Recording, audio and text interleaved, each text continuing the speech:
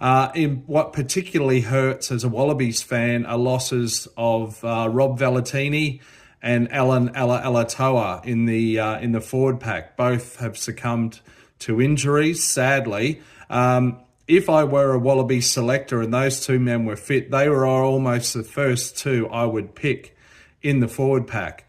Probably followed thirdly by Fraser McWright. So a massive loss, both of those. And the Wallabies pack is probably going to be weaker for it. Certainly the go forward will be. Harry Potter's out injured, as we know. Late scratchings have been hookers Dave Parecki and Matt Fassler. Jake Gordon is also out injured, evidently, and that might keep him out of the tour to South Africa.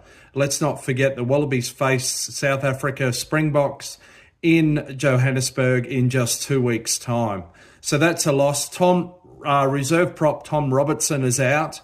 I'm not sure if that's an injury enforced change or not. Sadly, Alice Genge did some clever dark arts of scrummaging and managed to win a penalty or two and a free kick or two, opposing Tom Robertson in the second half last week. That might have something to do with it.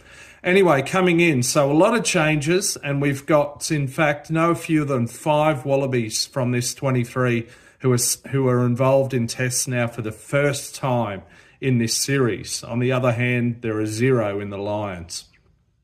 So Billy Pollard comes in at starting hooker.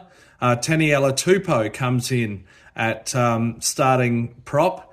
This is his first test in this series. He is bound for France next year. He did feature and did pretty well in the First Nations Pacifica side.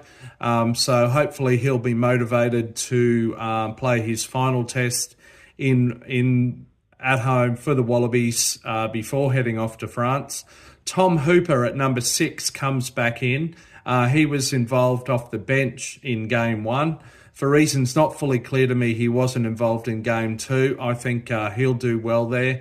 Nick White comes in at 9, starting scrum half. He hasn't been involved in this series thus far. At 35 years of age, this will be his last test for the Wallabies on home soil. It was to be his last test, full stop, but I hear that he will be involved in the tour to South Africa now, given the injury to Jake Gordon.